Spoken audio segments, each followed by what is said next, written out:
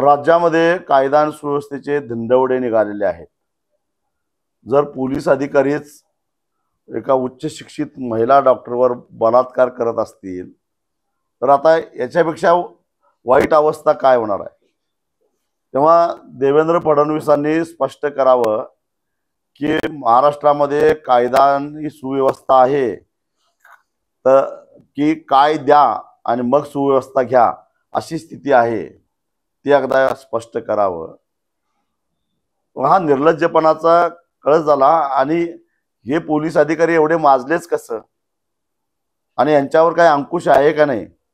गृह खातं फक्त बदल्यांचा बाजार करण्यासाठीच आहे का? आणि मग गृह खात्यामध्ये ज्यांना द्यायचं त्यांना बदल्यांचे पैसे द्यायचे आणि मग जे काय अन्याय करायचे ते खुशाल करायचं, अशी गृह खात्याची आहे का? हे सुद्धा गृह खातं गेली अनेक वर्षे सांभाळणाऱ्या देवेंद्र फडणवीसांनी स्पष्ट करावं।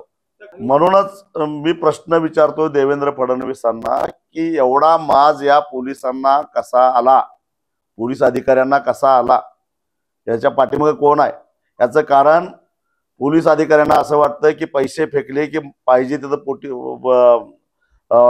पोस्टिंग मिळतं आणि आपल्याला विचारणारं कोणी नाही, कारण पैसे पोस्टिंग देणाराच मिंद्यात असतो। मग काही गैरव्यवहार करायला, गैरकृत्य करायला ते निर्डावतात आणि म्हणून कुठेतरी आर्थिक शिस्त लागली पाहिजे।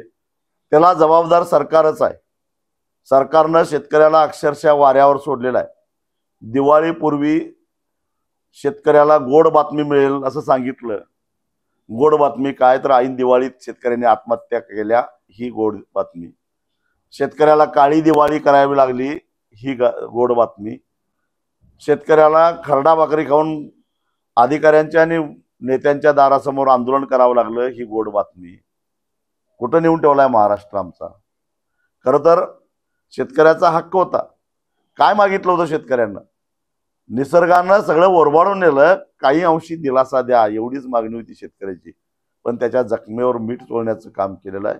शेतकरी माफ करणार नाही, ही वस्तुस्थिती आहे। आणि पहिले सगळ्यात आधी मीच एक स्पष्ट केलेलं आहे की 230 कोटी रुपयाचा हा 3.5 एकराची ही जी जमीन आहे ती पुण्यातल्या मॉडेल कॉलनी सारख्या उच्चभ्रू वस्तीतली आहे, जिथं एखादा फ्लॅट घ्यायचा असेल तर 7 कोटी रुपये द्यावे लागतील, असं स्वतः कमीत कमी 7 कोटीचा फ्लॅट आम्ही विकणार आहोत असं गोखले कन्स्ट्रक्शनच सांगतंय।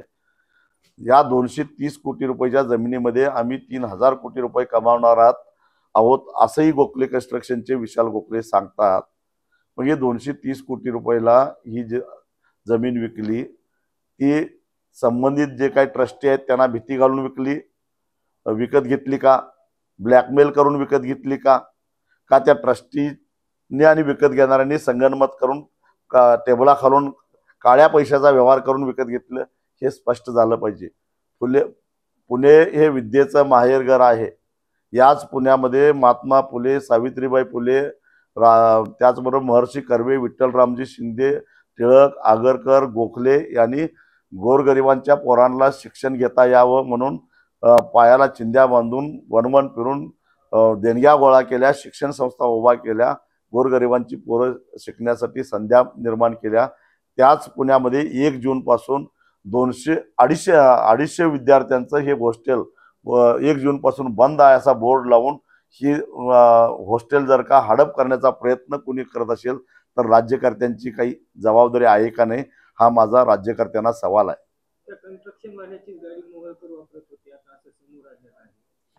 हो, हेही स्पष्ट झालेलं आहे आणि ते म्हणतात की मी त्याचा भागीदार होतो, हेही त्यांनी कबूल केलेलं आहे। यावरून केवळ मोहोळ नाहीत, मोहोळ हे फक्त वर्ण दिसत आहेत, मोहोळच्या पाठीमागे अजून कोण आहेत, दिल्लीतले आहेत का मुंबईतले आहेत, हेही महाराष्ट्राला कळालं पाहिजे।